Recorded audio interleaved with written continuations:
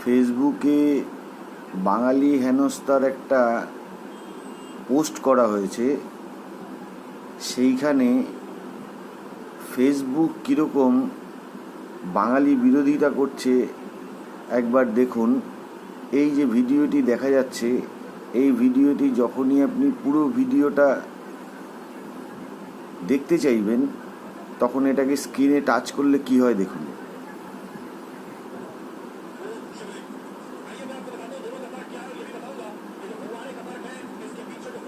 কখনোই ওই ভিডিওটা আসছে না।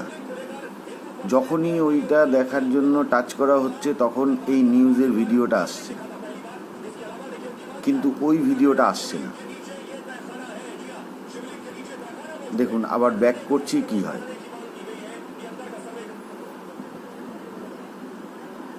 এইটা দেখার জন্য আমি যেই ছবিটা টাচ করছি দেখুন কি হয়।